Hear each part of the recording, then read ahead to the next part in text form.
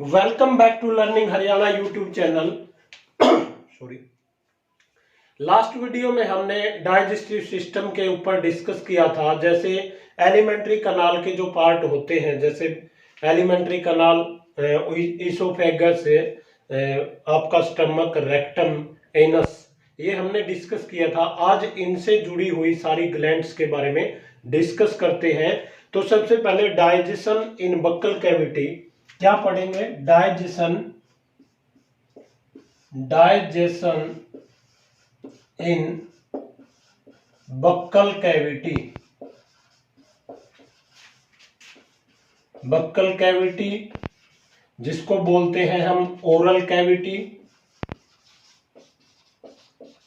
या mouth cavity के नाम से भी जानी जाती है।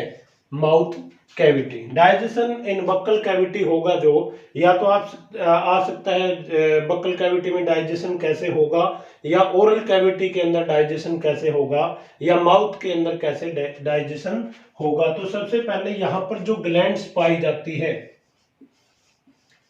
ग्लैंड्स आपको पता है कौन सी पाई जाती है? सलाइवरी ग्लैंड्स, सलाइवरी ग्लैंड्स, जिसको हिंदी में क्या बोलते हैं? लारीय ग्रंथि या लार ग्रंथि। लार ग्रंथि। आपसे ये नहीं पूछा जाएगा वेयर सलाइवरी ग्लैंड्स प्रेजेंट, आपको पता, सभी को पता है। माउथ के अंदर होती है, बक्कल कैविटी के अंदर प्रेजेंट होती है, ओरल कैविटी के अंदर प्रेजेंट होती है। लेकिन पेयर में पूछेगा कितनी पेयर्स ऑफ सलाइवरी ग्लैंड्स पाई जाती है? 3 पेयर्स। 3 पेयर्स। जैसे जीवा के जो इसका फ्लोर है, बक्कल कैविटी का जो फ्लोर है, जीवा का जो फ्लोर है, फिर इसको फोल्ड करेंगे इसके नीचे और फिर 2 साइड में से, तो 3 पेयर्स सलाइवरी ग्लैंड्स प्रेजेंट होती है। 3 पेयर्स सलाइवरी ग्लैंड्स प्रेजेंट होती है, ये आपने याद रखना है। कितने पेयर्स होते हैं? 3 पेयर्स सलाइवरी ग्लैंड्स होती है। और सलाइवा का जो पीएच मान पूछा जाए, पीएच मान कितना होता है? 6.8। कितना होता है? 6.8, जिसको हम क्या बोल सकते हैं? स्लाइटली एसिडिक, थोड़ा सा हल्का अम्लीय होता है। स्लाइटली एसिडिक यानी वीक एसिडिक होता है। क्या होता है? Weak acidic. लेकिन यहां पर सलाइवा में क्या क्या प्रेजेंट होता है उस चीज का मैं डिस्कस आपके सामने करूंगा अभी। सलाइवा के अंदर जो 2 चीजें मेजर होती है, 95% इसके अंदर क्या होता है? वाटर होता है। क्या होता है? वाटर। और 5% के अंदर 2 तरह के एंजाइम पाए जाते हैं। किस तरह के? 2 तरह के एंजाइम पाए जाते हैं। एक तो आपका पाया जाता है टाइलिन अमाइलेज, टाइलिन अमाइलेज, और दूसरी तरह का पाया जाता है लाइसोसोम। लाइसोसोम एक कहां प्रेजेंट होता है? सेल के अंदर। जो सेल का, जिसको हम सुसाइड बैग भी बोलते हैं, वो सेल साइट जो आपका कार्बोहाइड्रेट है उसका अप्रोक्सीमेटली 70% डाइजेशन कौन करता है? Ptyalin enzyme. हिंदी में भी टाइलिन लिखा होता है, लेकिन लार के अंदर पाए जाने वाला एंजाइम, पी साइलेंट है, प्रोनाउंसिएशन इसका टाइलिन के नाम से, टाइलिन के हिसाब से किया जाता है 70%। और यहां हम कोई सड़ा हुआ भोजन या खराब स्पॉइल फूड खा लेते हैं। Anti bacterial function, anti bacterial function को क्या करता है? डिस्ट्रॉय करता है। यानी जो भोजन हमने खराब खा लिया है उसको डिवीजन के अंदर जो दूसरा काम है वो सेल बायोलॉजी के अंदर हम पढ़ेंगे, जिसको यहाँ पर मैं बता देता हूँ। एंटी बैक्टीरियल फंक्शन यानी कि जो माइक्रो ऑर्गेनिज्म होते हैं उनको किल कर देता है। क्या कर देता है? मार देता है। और कुछ डिस्कस करते हैं, आइए जानते हैं। अब एक चीज नोट करने वाली, जो बेसिक हम 3 तरह का खाना खाते हैं। एक तो आपका किस तरह का कार्बोहाइड्रेट, एक किस तरह का प्रोटीन, और एक लिपिड या फैट। जब कार्बोहाइड्रेट का क्या हो चुका है? डाइजेशन 70% के लिए, लेकिन किसका नहीं हुआ? प्रोटीन का और आपके फैट का। तो यहाँ पर जो भोजन है जिस अवस्था में ये बचा हुआ है, यानी कि incomplete digestion, incomplete digestion of आपका फैट एंड प्रोटीन, इस भोजन को क्या बोलते हैं? बोलस बोलते हैं। क्या बोलते हैं? बोलस। ये पूछा जाता है भाई माउथ के अंदर या बक्कल कैविटी के अंदर किस भोजन का डाइजेशन नहीं होता, आपका फैट का और प्रोटीन का, उस फूड का नाम क्या है पूछ सकता है, तो बोलस बोलते हैं उसको। क्या बोलते हैं? बोलस। अब ये बोलस है जो भोजन कहां पे जाएगा? आपका ओइसोफेगस या ईसोफेगस? ओफेगस, जिसको फूड पाइप, फूड पाइप और हिंदी में ग्रास नलिका बोलते हैं। इसको क्या बोलते हैं? ग्रास नलिका। और उसकी लेंथ पूछी जाती है तो 25 सेंटीमीटर लॉन्ग होती है। ये क्या कंसिस्ट के नाम से ये प्रोसेस है, प्रक्रम है, जो आपका बोलस फूड है वो कहाँ आ जाता है? स्टमक के अंदर। कहाँ पे आ जाता है? यहाँ पे कोई ग्लैंड्स नहीं होती और कोई भी डाइजेशन यहाँ पे नहीं होता। अब जो डाइजेशन होगा वो स्टमक के अंदर होगा। वो देखो क्या होता है, डाइजेशन इन स्टमक। स्टमक के अंदर, स्टमक को हिंदी में क्या बोलते हैं? अमाशय या उदर भी बोलते हैं। क्या बोलते हैं? उदर। Digestion in stomach, digestion in stomach, जिसको अमाशय या उदर भी बोलते हैं।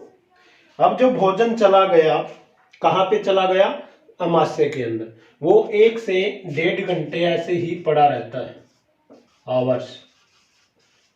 अब जाके अब क्या होगा? हमारे न्यूरॉन के द्वारा मैसेज आएगा, वहां पर जो ग्लैंड्स है वो एक्टिवेट होंगी, ठीक है। और यहाँ पर जो स्टमक को डाइजेशन होने में 3 से 4 आवर्स लगते हैं। डाइजेशन कितनी देर में हो जाता है?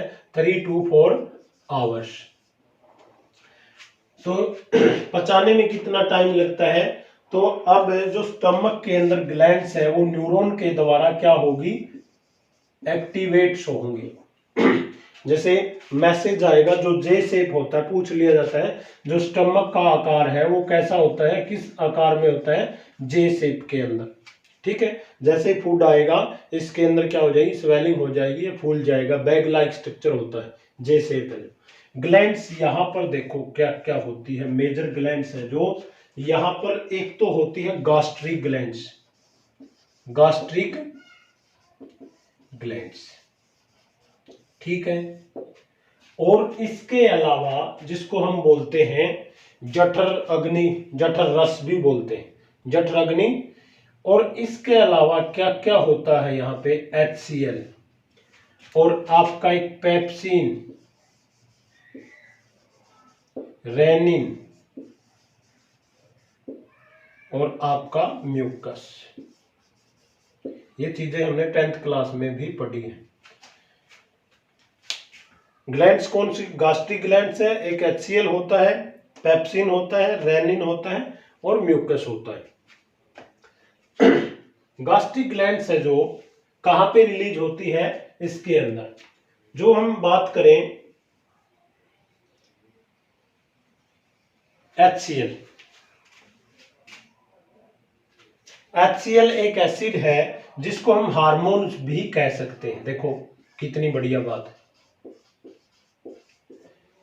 हार्मोन क्यों कहते हैं? क्योंकि इसको हम न तो दवाइयों से ले सकते हैं, जैसे कमी हो गई, डिफिशियंसी हो गई, आपने ऐसा सुना होगा डॉक्टर से हमने HCl की कमी, तो ये हमें जैसे मदर के जो स्टमक है, पेट है, उससे ही ये हमें क्या होता है? मिलता है, ठीक है। पेप्सिन, रेनिन और म्यूकस, तो ये क्या होता है? जन्मजात होता है, इसलिए इसको क्या बोलते हैं? हार्मोन बोलते हैं। अब फंक्शन ऑफ HCl देखते हैं क्या है।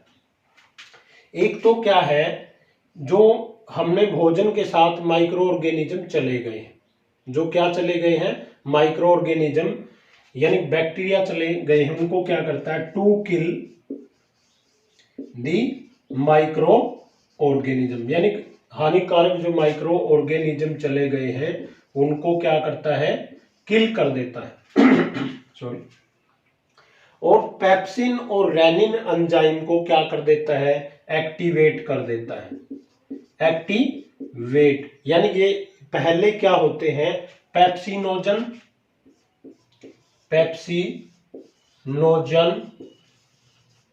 और के रूप में होता है, प्रोरेनिन के रूप में होता है। अब कई बार क्या है, हम ज्यादा स्वादिष्ट खाना खा लेते हैं या टेस्ट बढ़ जाता है तो ज्यादा HCl रिलीज हो जाता है, जिससे क्या हो जाती है, एसिडिटी हो जाती है। क्या हो जाती है, एसिडिटी। तो हम क्या लेते हैं, इनो लेते हैं। क्या लेते हैं, इनो। इनो के अंदर क्या होता है, मैग्नीशियम हाइड्रोक्साइड, जो कि एक क्या होता है, बेस होता है, उसके इफेक्ट को क्या कर देता है, न्यूट्रलाइज। अब क्या है, जैसे भाई पेट में ज्यादा जो स्टमक है उसके अंदर ज्यादा HCl रिलीज हो गया तो हमारी जो इनर वॉल होती है उनको कौन बचाता है, म्यूकस बचाता है। म्यूकस को बाहर को क्या बना लेता है, एक लेयर बना लेता है। स्टमक के अंदर डाइजेशन देखो, 1 से 1.5 घंटे तक भोजन ऐसे ही पड़ा रहता है और उसको डाइजेशन होने में 3 से 4 आवर्स लगते हैं। ग्लैंड्स होती हैं, गास्ट्रिक ग्लैंड, HCl होता है जो हार्मोन के रूप में मैंने आपको बताया, जो मदर से प्राप्त होता है, इसलिए हार्मोन बोलते हैं। पेप्सिन सबसे पहले पेप्सिनोजन के रूप में होता है और प्रोरेनिन, इनको एक्टिवेट कौन करता है, HCl। HCl का दूसरा फंक्शन क्या है, जो हार्मफुल माइक्रो ऑर्गेनिज्म होते हैं उनको किल कर देता है और एक्टिवेट करता है पेप्सिन और रेनिन को। बच्चे ज्यादा क्या पीते हैं, दूध पीते हैं। दूध के अंदर क्या होता है, रेनिन। और जो दूध के अंदर कौन सी प्रोटीन होती है, केसिन प्रोटीन। कौन सी होती है, केसिन प्रोटीन। और जो गाय का जो दूध है, मिल्क है, वो थोड़ा सा लाइट येलो कलर का होता है। वो किस विटामिन के कारण होता है, राइबोफ्लेविन। किसके कारण, राइबोफ्लेविन, जो साइंटिफिक नाम है किसका, विटामिन बी का। किसका नाम है, विटामिन बी का क्या नाम है, राइबोफ्लेविन। मैंने पढ़ा भी रखा है एक उसके अंदर। या बच्चों के अंदर आपसे पूछ सकता है कौन सा एंजाइम ज्यादा एक्टिवेट होता है, रेनिन एंजाइम ज्यादा एक्टिवेट होता है। तो हाँ, एक क्वेश्चन और है, जो स्टमक के अंदर फूड डाइजेस्ट हो जाता है, स्टमक के अंदर जो आपका फूड डाइजेस्ट हो जाता है उसको क्या बोलते हैं, काइम बोलते हैं। जैसे बक्कल कैविटी के अंदर मैंने बताया था आपको 70% लगभग जो फूड है वो डाइजेस्ट हो जाता है कार्बोहाइड्रेट का, लेकिन प्रोटीन और फैट का नहीं होता, उसको बोलस बोलते हैं। जो स्टमक के अंदर फूड डाइजेस्ट हो गया खासकर प्रोटीन, उसको क्या बोलते हैं, काइम बोलते हैं। क्या बोलते हैं, काइम।